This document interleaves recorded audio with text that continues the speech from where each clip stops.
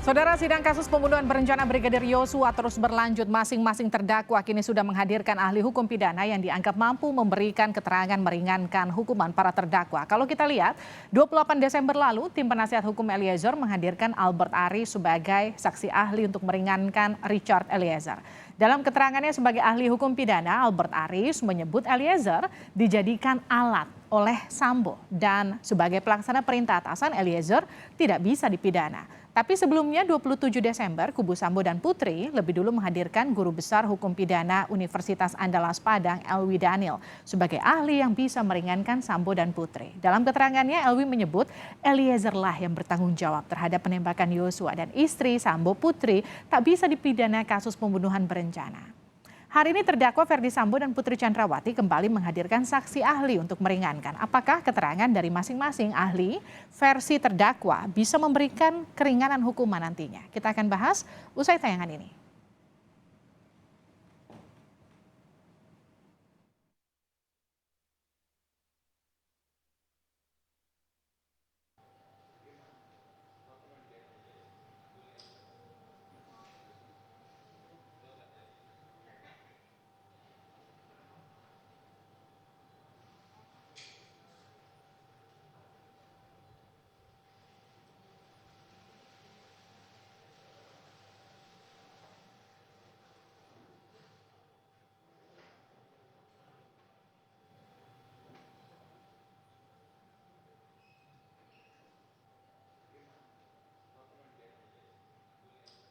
Ahli pidana meringankan kubu Ferdi Sambo dan Putri Chandrawati mulai dari pembuktian motif, syarat perencanaan pembunuhan hingga pembuktian kekerasan seksual.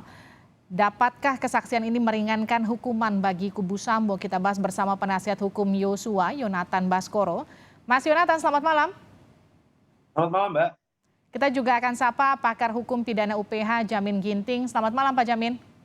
Selamat malam, Mbak Olivia. Oke, saya ke Mas Yonatan dulu. Bagaimana Anda menilai kesaksian ahli dari kubu Sambo? Sudah 2 saksi ahli paling tidak dihadirkan di persidangan.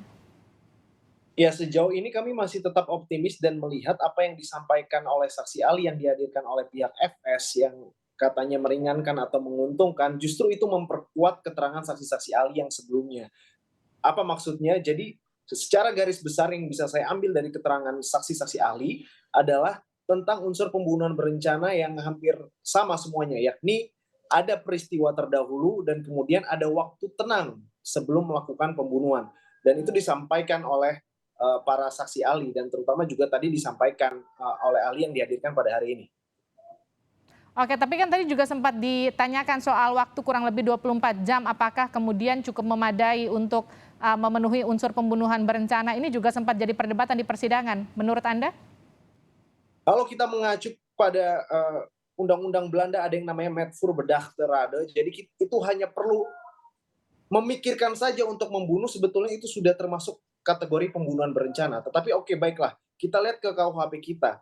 Unsur dengan rencana terlebih dahulu, artinya waktu tenang. Tenang di sini adalah bukan kita bisa duduk santai terus berpikir dulu mematangkan, bukan. Artinya tenang itu kita bisa berpikir kalau kita melakukan hal tersebut itu akan menghilangkan nyawa seseorang. Saya rasa itu sudah cukup. Sehingga perdebatan itu kan tadi juga disampaikan oleh ahli. Sepengetahuan saudara ahli, tetapi kan perdebatan itu pasti akan ada. Itu juga sudah diakui sendiri oleh ahli. Biarkan kembali kepada majelis hakim yang menilai nanti. Tapi saya rasa kesesuaian itu sudah ada, sudah cukup. Sudah cukup untuk membuktikan bahwa Sambo yang harus bertanggung jawab dalam kasus ini? Sudah sangat cukup. Begitu juga disampaikan oleh pihak FS ya dan PC bahwasannya memang ada peristiwa terlebih dahulu. Artinya kalau dikatakan ada peristiwa terlebih dahulu di Magelang, katakanlah seperti itu, artinya memang itu adalah bentuk upaya balas dendam begitu. Dan dalam waktu tanggal 7 begitu, ketika diberitahu Sambo, kemudian sampai keesokan harinya, itu menurut saya waktu yang sangat sangat cukup untuk memikirkan bagaimana membunuh begitu. Oke, tapi tadi juga di persidangan kan juga sempat dibahas soal motif yang masuk dalam delik yang harus dibuktikan penuntut umum. Ini kan jadi beberapa hal yang justru bertentangan antar sejumlah ahli yang dihadirkan di persidangan. Menurut Anda, ketika motif ini kemudian lagi-lagi dimunculkan oleh kubu Sambo yang kemudian menaikkan narasi-narasi pelecehan yang diduga dilakukan oleh Yosua, bagaimana reaksi keluarga dan Anda sebagai kuasa hukumnya? Ya, yang pertama yang ingin saya sampaikan adalah sebetulnya di dakwaan jaksa penuntut umum ini sendiri tidak ada terkait motif pelecehan seksual ataupun pelecehan seksual itu sendiri. Tetapi kami juga heran kenapa di dalam pengadilan ini dicampuri begitu dalam ada pelecehan seksual. Tetapi silakan saja ahli mau berkata apa. Tetapi yang kita bisa lihat di fakta persidangan, justru kebanyakan ahli menyampaikan bahwasannya motif itu tidak akan bisa mengaburkan unsur pembunuhan berencana. Motif itu hanya sekedar untuk diketahui. Tetapi yang diangkat oleh mereka mungkin sepertinya kehabisan strategi untuk mendapatkan keringanan, sehingga diangkatlah motif pelecehan seksual ini benar adanya walaupun itu sudah terbantahkan. Dan saya juga ingin mengoreksi apa yang disampaikan oleh ahli tadi pagi ya di dalam persidangan yang mengatakan sudah di SP3 peristiwa yang di Jakarta pelecehan karena kurang bukti atau apa katanya begitu. Perlu saya sampaikan di sini karena itu tidak ditemukan peristiwa pidananya. Sehingga bukti visum juga tidak ada tetapi masih diangkat terus. Saya yakin hakim bisa menilai bahwasannya itu tidak ada bukti yang memiliki nilai cukup untuk mengatakan itu ada pelecehan seksual. Oke, Pak Jamin, apa yang Anda cermati dari persidangan hari ini? Ya, jadi Mbak Olivia, ini ada 3 hal titik singgung pertentangan yang ingin dimunculkan oleh penasihat hukum terkait dengan jaksa penuntut umum. Pertama, yaitu terkait dengan adanya definisi ketenangan untuk mengarahkan ada tidaknya tindak pidana dari pasal 340. Oke. Yang kedua, terkait dengan adanya motif, apakah motif harus dibuktikan atau tidak perlu dibuktikan. Oke. Tiga, terkait dengan GC, apakah Ya. berhak Baradae ini mendapatkan GC atau tidak. Oke. Saya mulai dari yang pertama dulu. Terkait dengan keadaan tenang, memang dalam KUHP terkait dengan 340 itu tidak menyebutkan perencanaan itu dengan tenang. Tenang itu dikaitkan dengan perencanaan. Semua tindakan perencanaan itu bukan dilakukan dengan suatu perbuatan yang tidak tenang. Itu pun tidak ada definisi, itu cuma doktrin. Nah, bagaimana untuk menentukan apakah suatu perencanaan dengan tenang atau tidak tenang? Ada 3 hal. Pertama, yaitu terkait dengan perbuatan perencanaan. Apakah dilakukan dengan tenang? Yang kedua, persiapan alat untuk melakukan kejahatan. Apakah dilakukan tenang? Yang ketiga adalah melakukan eksekusi perbuatan tersebut. Apakah dilakukan dengan tenang? 3 hal itu menjadi unsur utama dalam suatu perbuatan pidana. Kalau itu dilakukan dalam keadaan tenang, maka perencanaan itu masuk kategori. Jadi kategori itu bukan didasarkan hanya salah satu. Contohnya, salah satu keterangan psikologis waktu melakukan eksekusi dia tidak tenang. Semua tidak perencanaan di waktu melakukan tindakan pidana pasti tidak tenang waktu melakukan eksekusi, tetapi waktu merencanakan dia tenang. Oke. Nah, itu dianggap sebagai suatu perencanaan begitu Mbak Olivia. Itu yang mau saya tanyakan lagi. Kalau kita bicara soal ketenangan, tadi kan ketika kemudian dites secara psikologi ketika melakukan perencanaan, ketika melakukan eksekusi, Eliezer tidak tenang. Tapi yang kemudian apa yang bisa membuktikan ketenangan yang dimaksud tadi? Karena kalau kita bicara soal ketenangan yang akan membuktikan 340, kalau kita bicara soal perencanaan, persiapan senjata, itu hampir pasti bisa dibuktikan karena buktinya ada senjata, ada peluru yang disiapkan, ada terjadi penembakan. Artinya sebetulnya ada persiapan di sana. Tapi unsur apa yang bisa memenuhi ketenangan dari pasal 340? Ya, unsur ketenangan itu artinya dilakukan dengan berencana. Jadi ketenangan itu merujuk kepada suatu klausula atau unsur perencanaan. Jadi bukan dengan sengajanya. Sengajanya itu masalah will and written. Artinya dia memang kehendak untuk dia mematikan orang tersebut, merampas nyawa orang tersebut. Tapi dengan cara apa? 2 perbedaannya di 338 dengan tidak berencana. Yang satu berencana. Berencananya adalah dianggap sebagai suatu perbuatan yang dilakukan dengan ketenangan. Ketenangan itu bukan hanya pada saat melakukan tindak pidana ya.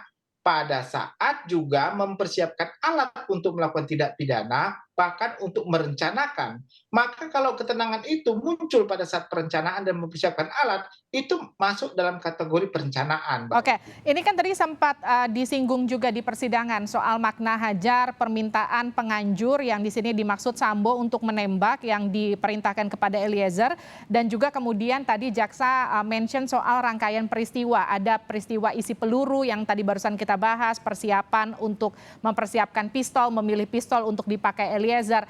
Lalu kemudian kalau Anda sebagai ahli hukum pidana, apa makna hajar yang Anda tangkap dari yang diperdebatkan di persidangan hari ini? Jadi kalau kita menafsirkan suatu kalimat apakah makna sebagai gramatikal atau sebagai suatu sistematika, artinya ada kaitan dengan perbuatan lain. Kalau kata hajar dikaitkan dengan suatu kronologi kejadian di Saguling dengan menyatakan, Cat, kamu mau nggak bersedia nggak untuk melakukan membela dengan cara menembak? Menembak kan berarti membunuh kan, membunuh. Nah, lalu eksekusinya hajar, Cat. Kalau dikaitkan dengan kalimat yang di sana, pasti larinya akan pembunuhan, bukan penghajaran. Kalau penghajar dalam kalimat adalah penganiayaan, berarti penganiayaan itu dalam konteks apa? Apakah menggunakan senjata? Kalau alibinya dengan tembak kaki, tembak tangan, begitu ya? Ya. Itu kan nggak ada tembak tangannya Cat gitu, tapi hajar Cat, hajar dikaitkan dengan perintah Saguling itu adalah perintah pembunuhan. Ya, bukan perintah lain selain daripada itu. Oke. Sama hakim kan menilai itu sebagai suatu hajar adalah pembunuhan begitu Mbak Olivia. Oke, meskipun tidak ada instruksi khusus kalimat hajar itu arahan tembakannya ke arah mana. Karena kalau misalnya tadi bicara soal hajar yang dikuatkan oleh tim Verdi Sambo, hajar tidak mesti menembak meskipun sebelumnya ada instruksi untuk mempersiapkan pistol dan juga peluru begitu. Itu artinya ini menguatkan 340 yang dimaksud oleh jaksa penuntut umum. Ya, kelihatannya arahnya ke sana karena kalau dikatakan pada on the spot kejadian perbuatan itu dilakukan hajar Cat tanpa ada suatu rentetan kejadian sebelumnya, itu seketika memang dilakukan seperti itu. Tapi kalau persiapannya sudah dilakukan dan tujuannya adalah untuk menghajar dengan cara berani membunuh, berarti kalimat membunuh itu adalah relevan dengan apa yang dikatakan sebagai hajar begitu.